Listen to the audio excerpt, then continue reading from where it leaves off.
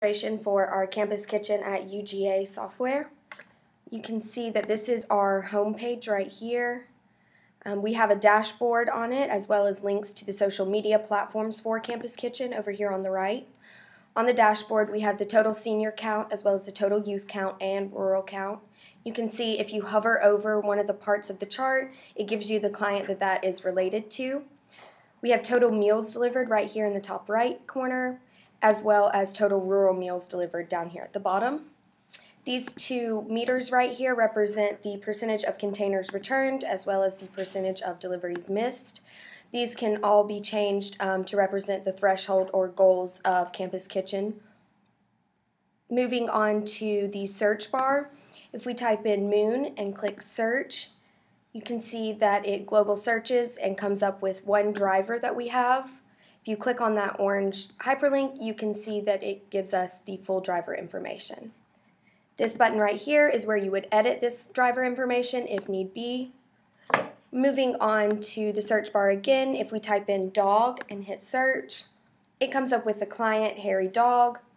Again, if you click this orange hyperlink, it'll bring you to the full client information page.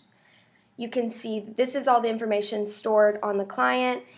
Any of these orange hyperlinks are related to other tables. You can click on those and visit that full information page. It'll look just like this one. Right here you can see this edit button is where you would edit the client information.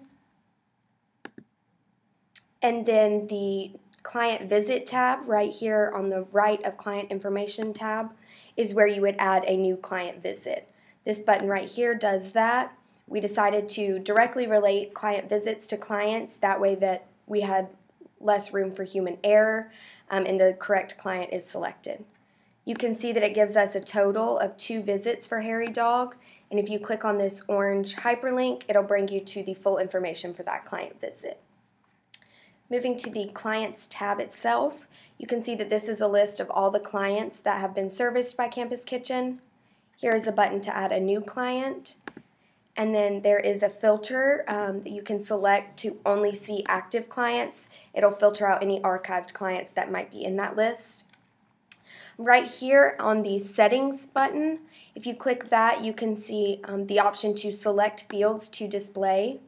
Currently we only display the client ID first name and last name, but you do have the option to select any of the fields from client to be displayed on this list. Backgrounds, delivery routes, and drivers all work the same as client. I'll just show you a delivery route real quick. If we're looking at the Watkinsville delivery route, you can see that we've got the delivery route in a map right here, and then the information on the page as well as the driver that it's related to.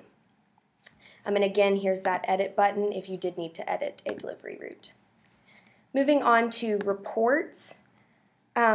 I think a few reports that we wanted to show real quick that would highlight the functions for Campus Kitchen that were important.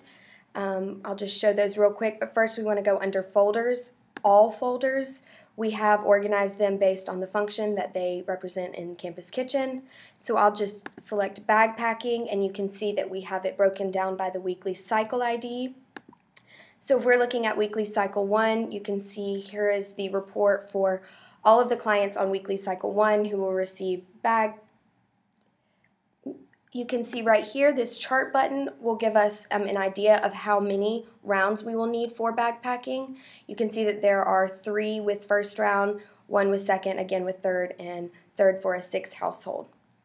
So moving back to reports, under that all folder, we want to look at the client visits. So we'll go under client information, and we'll do client visits grouped by last name. I'm looking at the client visits grouped by last name. You can see the information that it gives. I just wanted to show you under filters. It does give you the option for the delivery event date to be a filter. So if we select under here, you can see you select delivery event date, and you can select the range. We'll just do this current fiscal quarter, for example, and we'll apply that, and you can see we only have 1 client on this current fiscal quarter delivery. Thank you so much for listening. We do hope you enjoyed our presentation, and if you have any questions about the functionality, we'd be happy to answer it at a later